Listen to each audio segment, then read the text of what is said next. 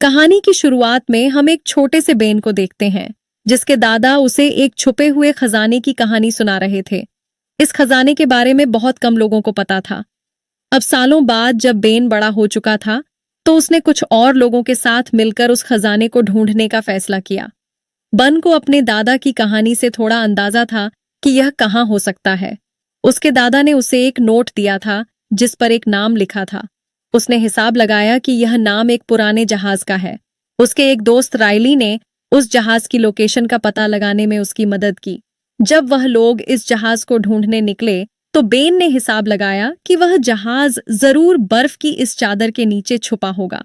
उन्होंने काफी देर तक खुदाई की और आखिरकार जहाज मिल ही गया। बेन ने सबको यह खबर दी और फिर इयन का धन्यवाद किया जो उनका साथी था। और इस पूरी खोज में सारा पैसा उसी ने लगाया था। हालांकि लोग बेन और उसके परिवार को हमेशा से पागल कहते थे क्योंकि वह एक ऐसे खजाने को ढूंढ रहे थे जिसके होने का किसी को अंदाजा ही नहीं था।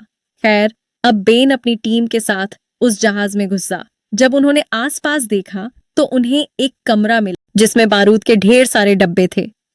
थोड़ा और अच्छे से ढूंढने पर बेन को एक डेड बॉडी मिली जो एक डब्बे को पकड़ी हुई थी। जब उसने चेक किया तो उस डब्बे में एक पैकेज था और उसके अंदर एक पाइप थी। बन सोचने लगा कि इस पाइप में इतना भी क्या खास है कि इसके लिए कोई अपनी जान दे गया। तभी उसने देखा कि पाइप पर कुछ लिखा था। उसने अपना खून इस्तेमाल करके समझने की कोशिश की कि आखिर उस पर लिखा क्या है। जब उसे वह लिखावट समझ आई तो वह समझ गया कि यह एक और सुराग है। यह बात इयन को बिल्कुल पसंद नहीं है। इतना पैसा लगाने और खोजबीन करने के बाद भी उनके हाथ बस एक सुराग लगा था। इस बात से इयन बहुत चिढ़ गया, लेकिन बेन ने उस सुराग में छुपी पहेली को सुलझा लिया। उसने बताया कि एक अदृश्य नक्शे के बारे में है जो अमेरिका के सबसे जरूरी डॉक्यूमेंट डिक्लेरेशन ऑफ इंडिपेंडेंस के पीछे छुपा हुआ है। जैसे ही बेन ने कहा कि इस दस्तावेज तक पहुंचना और उसका मिलना बहुत मुश्किल होगा तो इयन ने सीधा कह दिया, तो चुरा लेते हैं। उसे इस बात से बेन ने साफ इनकार कर दिया और कहा कि मैं ऐसा नहीं होने दूंगा। तब इयन ने अपने आदमी शो को बेन पर बंदूक तानने को कहा, लेकिन इयन कहीं ना कहीं यह बात भी अच्छे से जानता था कि अगर बेन नहीं होगा तो आगे की पहेलियां कौन सुलझाएगा। इसलिए इयन ने बेन के दोस्त राइली को जान से मारने की धमकी दी। इससे पहले की बात और बिगड़ जाए, बेन ने एक फ्लेयर स्टिक जला दी और कहा कि अगर सब शांत नहीं हुए तो वह इसे बारूद पर फेंक देगा। सबको लगा कि वह झूठ बोल रहा है, लेकिन बेन ने वह फ्लेयर फेंक दी। पर इससे पहले कि वह नीचे बारूद पर गिर पाती, इयन ने उसे पकड़ लिया। लेकिन इयन यह जानता ही नहीं था कि उसके हाथ पर भी थोड़ा बहुत बारूद लगा हुआ है। अचानक उसके हाथ में आग लग गई, जिसके बाद उसने फ्लेयर को छोड़ दिया और अब वह फ्लेयर स्टिक नीचे पड़े बारूद पर जा गिरे। बारूद की वजह से जहाज के फटने से पहले ही इयन और ऐश वहां से भाग गए और उन्होंने बेन और राइली को अंदर ही छोड़ दिया। लेकिन ऐन मौके पर बेन को एक गुप्त दरवाजा मिला जिसकी मदद से वो और राइली बच निकले। पूरा जहाज फट गया और इयन को लगा कि बेन और राइली अब मर चुके हैं। शहर लौटने के बाद बेन और राइली FBI के हेडक्वार्टर्स गए और उन्हें एक टिप दी कि कुछ ही दिनों में एक आदमी डिक्लेरेशन ऑफ इंडिपेंडेंस को चुराने वाला है। लेकिन उनकी इस बात पर किसी ने विश्वास नहीं किया। फिर वो दोनों नेशनल आर्काइव्स म्यूजियम गए जहां वो डॉक्यूमेंट मौजूद था। उन्होंने वहां के डायरेक्टर एबिगेल से मिलने की कोशिश की, लेकिन जब उन्होंने उसे वह कहानी सुनाई और बताया कि इस डॉक्यूमेंट के पीछे एक नक्शा छुपा है तो एबिगेल ने उनकी बात पर विश्वास नहीं किया। उसे लगा कि उनकी सारी बातें झूठी हैं। जब वह एबिगेल के ऑफिस से निकल रहे थे तो दोनों ने उस दस्तावेज को देखा और उसे कुछ देर तक निहारते रहे। तभी अचानक बन ने कहा कि हमें इसे चुराना होगा ताकि यह इयन के हाथ तो न लग पाए। इस पर राइली ने कहा कि इसे चुराना इम्पॉसिबल है, यहाँ पर सिक्योरिटी देखी है तूने। इसके बाद उसने बन को लाइब्रेरी में ले जाकर डिटेल में बताया कि यह डॉक्यूमेंट कितनी सिक्योर जगह पर है। लेकिन बन ने कहा कि हमें कुछ ऐसा करना है कि वह इस डॉक्यूमेंट को वहां से हटाकर प्रिजर्वेशन रूम में शिफ्ट कर दें। वहां सिक्योरिटी काफी कम है। हालांकि राइली को इस प्लान पर कुछ खास भरोसा तो था नहीं, लेकिन फिर भी वह बन की मदद करने के लिए मान गया। फिर दोनों ने प्लान ढंग से बनाना शुरू किया। उन्हें सबसे पहले एबिगेल के फिंगरप्रिंट्स चाहिए और फिर प्रिजर्वेशन रूम के कोड्स चुराने होंगे। इसके लिए बेन ने एबिगेल को एक गिफ्ट भेजा जिसके अंदर एक स्पेशल केमिकल लगा हुआ था। फिर जब वह कोड डालने के लिए बटन दबाएगी तो वहां उसके फिंगरप्रिंट रह जाएंगे। और शुरुआत में तो ये प्लान बिल्कुल वैसे ही काम कर रहा था जैसा बन चाहता था, लेकिन दूसरी ओर इयन भी अपने कुछ आदमी तैयार कर रहा था ताकि एक डांस पार्टी वाले दिन म्यूजियम पर अटैक किया जा सके। पार्टी वाले दिन जब वह डॉक्यूमेंट प्रिजर्वेशन रूम में शिफ्ट हो गया, बंद स्टाफ का भेस बनाकर बिना किसी परेशानी के बिल्डिंग के अंदर घुसा, उसने वापस अपने कपड़े बदले और एबिगेल से मिला। एबिगेल उसे देखकर चौंक गई। बन ने झूठ कहा कि उसने म्यूजियम को एक बहुत बड़ा डोनेशन दिया है और फिर मौका पाते ही उसने एबिगेल का शैंपियन ग्लास चुरा लिया जिस पर उसके फिंगरप्रिंट्स लगे हुए थे। इसी बीच इयन और उसके आदमी भी म्यूजियम आ गए। वो एक अंडरग्राउंड टनल के जरिए बिल्डिंग में घुसे। थोड़ी देर बाद बेन प्रिजर्वेशन रूम में पहुंच गया, लेकिन जब रायली कैमरा से उस पर नजर रखे हुए था तो इयन के एक आदमी ने उनका एक्सेस ब्लॉक कर दिया। पेन ने फैसला किया कि वह डॉक्यूमेंट को पूरे फ्रेम के साथ ही लिफ्ट के जरिए नीचे ले जाएगा। जैसे ही वह बाहर निकला तो इयन और उसके लोगों ने उसे देखा और वह चौंक गए क्योंकि उन्हें तो लगा था कि बेन मर चुका है। उन्होंने उसे देखते ही उस पर गोलियां चलाईं, लेकिन बेन ने डिक्लेरेशन ऑफ इंडिपेंडेंस के उस डॉक्यूमेंट को आगे कर दिया। उस पर बुलेट प्रूफ ग्लास लगा था जिसने बेन को बचा लिया। आखिरकार किसी तरह बेन लिफ्ट में घुस गया और उसने डॉक्यूमेंट को उसके प्रोटेक्टिव कवर से बाहर निकाला। जैसे ही बेन बाहर निकलने लगा, उसने एबिगेल की नजरों से बचने की कोशिश की, जिसने यह कंफर्म कर लिया था कि बन का नाम गेस्ट लिस्ट में था ही नहीं। इसके बाद बन म्यूजियम के एक स्टोर में छुप गया, लेकिन जब वह डॉक्यूमेंट के साथ वहां से निकलने लगा तो कैशियर ने सोचा कि वो डॉक्यूमेंट की कॉपी चुराने की कोशिश कर रहा है जो बिल्कुल सेम साइज में वहां सेल पर थी। उसने बन से कहा कि तुम्हें पेमेंट करनी होगी वरना सिक्योरिटी बुला रही हूं। मैं बेन ने वहां से चुपचाप बचकर निकलने के चक्कर में एक कार्ड से पेमेंट कर दी क्योंकि उसके पास ज्यादा कैश नहीं था। जब वह बाहर जा रहा था तो एबिगेल ने उसे देख लिया और उसका पीछा करने लगी। जैसे ही बेन ने वो डॉक्यूमेंट राइली की वैन के पिछले हिस्से में डाला तो एबिगेल ने उससे पूछा कि तुम क्या कर रहे हो। इसके बाद बेन के हाथ में वो डॉक्यूमेंट देखकर एबिगेल समझ गई कि उसने क्या किया है। ये देखते ही एबिगेल चिल्लाने लगी, जिसके बाद बेन ने चुपचाप वो डॉक्यूमेंट उसे वापस कर दिया। इसके बावजूद भी जब वह आसपास की पुलिस को बुलाने लगी तो इयन ने उसे डॉक्यूमेंट के साथ देख लिया और अपने आदमियों को उसके पीछे छोड़ा। बेन ने एबिगेल को बचाने की कोशिश की, लेकिन इयन के आदमी उसे पकड़ कर ले गए। इसी बीच म्यूजियम गार्ड्स को पता चल गया कि डॉक्यूमेंट चुरा लिया गया है। तुरंत ही पूरा म्यूजियम लॉकडाउन में चला गया और एफबीआई को बुला लिया गया। इयन ने वैन में एबिगेल से कहा कि यह डॉक्यूमेंट मेरे हवाले कर दो, लेकिन एबिगेल ने सीधे तौर पर मना कर दिया। अचानक उनकी वैन के सामने कुछ आ गया तो ड्राइवर को कट मारना पड़ा। इस झटके से पीछे मौजूद सभी लोग गिर गए और एबिगेल ने इस मौके का फायदा उठाते हुए भागने की कोशिश की, लेकिन वह पूरी तो नहीं निकल पाई, बस वैन के दरवाजे से लटक कर रह गई। उधर राइली और बेन ने उनका पीछा किया ताकि वह एबिगेल की मदद कर सके। थोड़ी देर बाद इयन एबिगेल से वह डॉक्यूमेंट लेने में कामयाब रहा। तभी बेन ने मौका देखकर एबिगेल को रली की वैन में खींच लिया, जिससे उसकी जान बच गई। वह लोग अब मेन रोड से हट गए, लेकिन जब इयन ने रुकने के बाद डॉक्यूमेंट खोला तो उसे पता चला कि वह तो नकली है। बेन उन्हें चकमा देकर भाग गया था। एगिल बहुत नाराज थी कि बेन ने वह डॉक्यूमेंट चुराया और अब वह किसी गुंडे के हाथ में है, लेकिन तभी बेन ने असली डॉक्यूमेंट निकाला और बताया कि उसने एक नकली भी खरीद लिया था ताकि अगर कुछ प्रॉब्लम हो तो असली वाला सेफ रहे।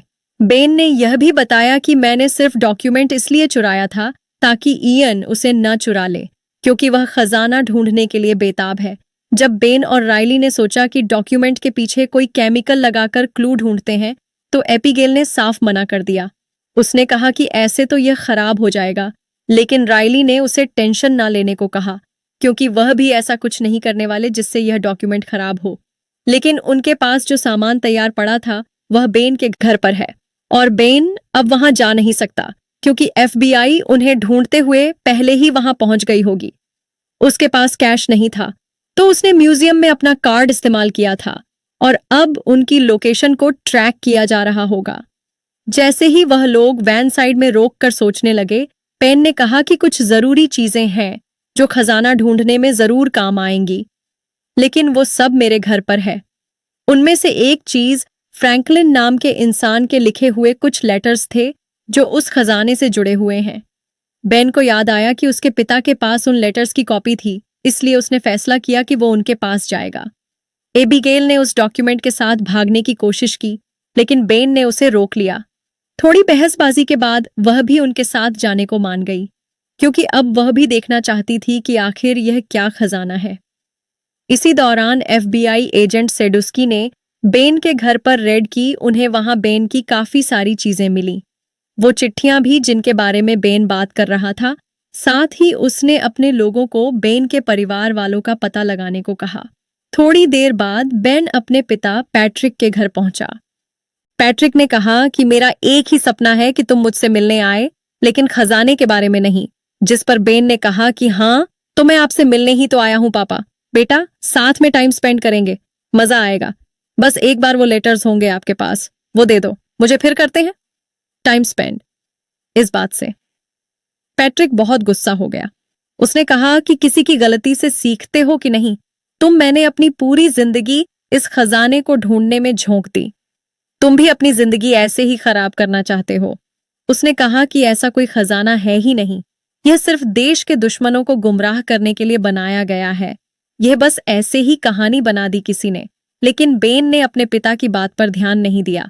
थोड़ी देर बाद जब उन्होंने उस डॉक्यूमेंट के पिछले हिस्से की जांच की, तो उन्हें कुछ खास कोट्स मिले जो उन चिट्ठियों से जुड़े हुए हैं जिनके लिए वह यहाँ आए थे। जब बेन ने दोबारा पैट्रिक से वह चिट्ठियां मांगी, तो पैट्रिक ने कहा कि मैंने तो पहले ही उन्हें फिलडेल्फिया के एक म्यूजियम को दे दिया है। यह सुनकर बेन एबिगल और राइली के साथ वहां से चला गया। जब एफबीआई पैट्रिक के घर पहुंची, तो उन्हें सिर्फ पैट्रिक एक कुर्सी से बंधा हुआ मिला। उसने कहा कि मेरा बेटा ऐसे ही बांध के चला गया, मुझे साथ में मेरी गाड़ी भी ले गया वो। जिसके बाद सेडुस्की ने तुरंत अपने लोगों को गाड़ी का नंबर ट्रैक करने को कहा। दूसरी तरफ इयन को भी समझ आ गया कि जो सुराग उन्हें उस जहाज में मिला था, वो उन्हीं चिट्ठियों से जुड़ा हुआ है। थोड़ी रिसर्च के बाद उसे पता चला कि फिलाडेल्फिया में उन लेटर्स की कॉपीज हैं, और वह तुरंत वहां जाने के लिए निकल पड़ा। रली जब वो कोड पता लगाने की कोशिश कर रहा था, तो एक छोटा बच्चा उसके पास आया, राइली से हो ना हो, लेकिन उस बच्चे ने सारे कोड बड़ी आसानी से सॉल्व कर दिए। इयन भी वहां टाइम पर पहुंच गया, और वो लड़का जब आखिरी वर्ड का पता लगाने जा रहा था, तो इयन से टकरा गया। इयन ने देखा कि यह लड़का कुछ तो पेपर में सॉल्व कर रहा है, तो उसने लड़के का पीछा करना शुरू कर दिया। लेकिन जब तक लड़का वापस पहुंचा, तब तक राइली वहां से निकल चुका था, क्योंकि राइली ने खुद ही आखिरी वर्ड का पता लगा लिया था। जिसके बाद वह सीधा बेन और एबिगेल के पास पहुंचा, ताकि उन्हें वह कोडेड मैसेज बताए जो उसने लेटर्स से निकाला था। इसके बाद बेन, एबिगेल और राइली तीनों मैसेज को डिकोड करने में लग गए। उन्होंने हिसाब लगाया कि जरूर यह सुराग इंडिपेंडेंस हॉल के बाहर वाली घड़ी की तरफ इशारा करता है। यह समझ में आते ही तीनों वहां अकेले निकल पड़े, ताकि अगला क्लू जल्द से जल्द ढूंढ सके। वहीं दूसरी तरफ इयन ने भी उस स्कूल वाले लड़के को पैसे देकर यह पता लगा लिया कि आखिर उसने राइली को क्या बताया था। जल्द ही इयन भी इंडिपेंडेंस हॉल की तरफ निकल पड़ा। वहां बेन ने घड़ी की डायरेक्शन को फॉलो किया और देखा कि दीवार की एक ईंट पर एक खास निशान है। उसने उस निशान वाली जगह से ईंट हटाई और अंदर एक पुराना सा चश्मा मिला।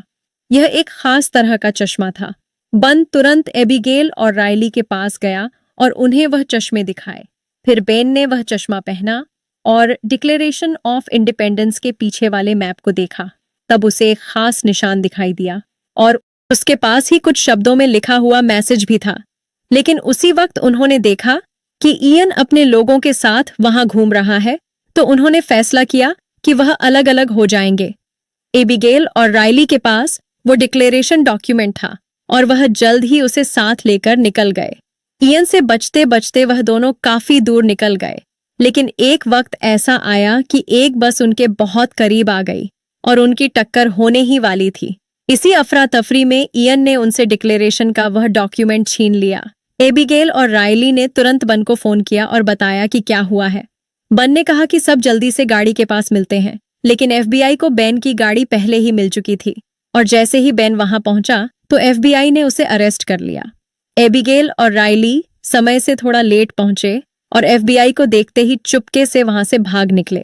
एफबीआई की कस्टडी में बेन ने एजेंट सेडुस्की को पूरी कहानी बताई, किस तरह इयन ने वो डॉक्यूमेंट छीना, किस तरह वह एक के बाद एक पहेलियां सुलझाते रहे। जब सेडस्की ने बेन के पास से मिले चश्मे देखे तो बेन को समझ आया कि उन्हें एक और तरीके से इस्तेमाल किया जा सकता है। तभी अचानक उसके फोन पर इयन का कॉल आया। एफबीआई वालों ने कहा कि इससे स्पीकर पर बात कर इयन ने बेन को धमकी दी कि चश्मे लेकर एक पब्लिक प्लेस में उससे मिलने आए और अगर उसने एफबीआई को कुछ भी बताया तो वह उसके दोस्तों को जिंदा नहीं छोड़ेगा। अब एफबीआई इयन जैसे अपराधी को पकड़ने का मौका छोड़ना नहीं चाहती थी। उन्होंने बन से कहा कि प्लान के मुताबिक ही उससे मिलने जाओ और फिर हर तरफ अपने आदमी तैनात कर दिए। जब बेन इयन से मिलने गया तो पता चला कि यह पूरी की पूरी उनकी चाल थी। अचानक ही इयन के लोग आए और बन को वहां से छुड़ा ले गए। रास्ते में एबिगेल ने बेन को कॉल किया और बताया कि उसने इयन के साथ डील की थी ताकि बेन को छुड़ा सके, लेकिन इसके लिए बेन को उसे खजाने तक ले जाना होगा। जब इयन और बेन दोबारा से मिले तो इयन ने वो डिक्लेरेशन का डॉक्यूमेंट और वो पुरानी पाइप वापस दी, वही जो जहाज में मिली थी। फिर इयन ने बेन से पिछला क्लू मांगा। जब बेन ने कहा कि मेरे पास कुछ नहीं है, मुझे नहीं पता, तब इयन ने दिखाया कि उसने बेन के पिता पैट्रिक को किडनैप कर रखा है। इस धमकी के बाद बेन को सच कबूलना पड़ा और उसने बताया कि जो निशान उसने मैप में देखा था वो एक चर्च का सिंबल है। जल्द ही वह तीनों उस चर्च तक पहुंच गए। बेन ने फिर से उन खास चश्मों का इस्तेमाल किया और मैप को देखा। इस बार उसे एक अलग सा सुराग मिला, एक अजीब सा नाम। सब कंफ्यूज हो गए कि इसका मतलब क्या हो सकता है। तब उन्हें समझ आया कि चर्च के नीचे लोगों को दफनाने की जगह है, जिसके बाद इयन और उसके सभी साथी तुरंत ही नीचे चले गए। पैट्रिक ने चुपके से बन को बताया कि उन्हें कोई तरीका ढूंढना होगा इयन से छुटकारा पाने का, क्योंकि जब तक हम इयन के काम आएंगे तब तक ही जिंदा है, उसके बाद मार देगा हमें। तभी इयन ने फोन किया और बन से पूछा कि अगला क्लू क्या है। मैप में लिखे नाम को ढूंढकर उन्होंने वहां से दीवार तोड़ी जिसके पीछे एक सुरंग जा रही थी। इयन ने बन से कहा कि वह आगे चले। अंदर जाने के बाद उन्हें एक बहुत पुरानी जगह मिली जिसे शायद सालों से नहीं खोला गया था। वहां लकड़ी की सीढ़ियां और एक पुरानी लिफ्ट भी थी। पैट्रिक ने सबको कहा कि यह लकड़ी की सीढ़ियां खतरनाक हैं, इतने सालों से कोई आया नहीं है, यहाँ पे टूट जाएंगी। लेकिन इयन ने सबको जबरदस्ती नीचे जाने को कहा। जब सभी लोग उन सीढ़ियों से नीचे उतर रहे थे तभी अचानक से बहुत सी सीढ़ियां टूट गईं। इस घटना में ऐश नीचे गिरकर मारा गया।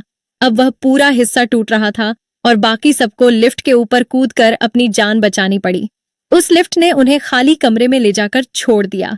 इयन ने बेन से पूछा कि खजाना कहाँ है। बन ने दिखावा किया कि उसे भी कुछ नहीं पता। इयन ने गुस्से में उन्हें धमकी दी कि अगर बेन ने कुछ नहीं बताया तो वह उन्हें यहीं पर छोड़कर चला जाएगा। तभी पैट्रिक ने कहा कि अगला सुराग इस लालटेन के अंदर है।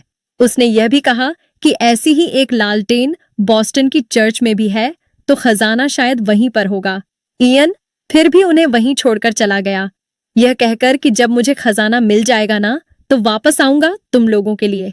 इस पर राइली ने परेशान होकर कहा कि हम यहीं मरने वाले हैं। तब बन और पैट्रिक ने राइली और एबिगेल को बताया कि उन्होंने इयन से झूठ कहा था। वो लालटेन तो सिर्फ एक डिस्ट्रैक्शन थी। फिर उन्होंने एक और क्लू ढूंढा जो उन्हें एक नए कमरे तक ले गया। उस कमरे के अंदर की जगह को देखकर ऐसा लग रहा था मानो उनसे पहले कोई और वहां आ चुका हो। बन थोड़ा उदास हो गया और अपने पिता पैट्रिक से कहा कि आप हमेशा सही कहते थे, शायद कोई खजाना है ही नहीं। इस पर पैट्रिक ने कहा कि नहीं, इतना हताश होने की जरूरत नहीं है, बस हमसे पहले कोई पहुंच गया यहाँ पे। लेकिन बेन अब भी हार मानने को तैयार नहीं था। वह अब भी दीवारों में सुराग ढूंढता रहा। तब उसने कुछ खास ताले देखे जिनमें से एक लॉक मिसिंग था। उसका आकार बिल्कुल उस पाइप जैसा था जो उन्हें उस जहाज में मिली थी। पेन ने पाइप निकाली और लॉक में फिट की और जैसे ही लॉक घूमा तो एक सीक्रेट रूम खुल गया और आखिरकार उसके पीछे था खजाना। पूरा कमरा खजाने से भरा हुआ था। पुरानी किताबें, gold coins, jewellery, antique items वगैरह वगैरह। जो चीज पैट्रिक और उसके पिता ने सालों तक ढूंढी थी वह यहाँ थी। सब लोग खुशी से झूम उठे। थोड़ी देर ढूंढने के बाद उन्हें बाहर जाती हुई सीढ़ियां भी मिल गईं। बन सबसे पहले बाहर निकला और वहां उसे एक आदमी मिला। बेन ने उससे फोन मांगकर सेडुस्की को कॉल किया। सेडुस्की कुछ ही देर में आ गया और बेन ने उसे खजाने के बारे में बताया और साथ ही यह भी कहा कि मुझे कुछ नहीं चाहिए, लेकिन उसने कुछ कंडीशन रखी। पहली थी कि एबिगेल के ऊपर कोई एक्शन लिया जाए। खजाने को ढूंढने का पूरा श्रेय उसे और उसके परिवार को मिले। राइली को भी खजाने में से कुछ हिस्सा दिया जाए और सबसे जरूरी बन जेल ना जाए। सेड्यूस्की ने उसकी सारी शर्तें मान ली और बाद में इयन को भी पकड़ लिया।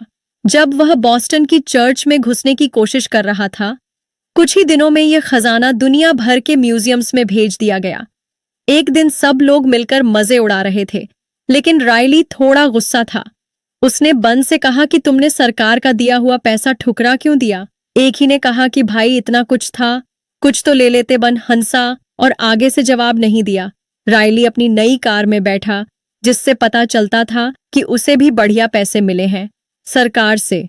खैर, उसके जाने के बाद हमें पता चलता है कि बेन और रेबिगल ने शादी कर ली है और आखिर में वह अपने नए घर के अंदर चले गए। वीडियो पसंद आई तो लाइक कर देना, चैनल को सब्सक्राइब कर लेना।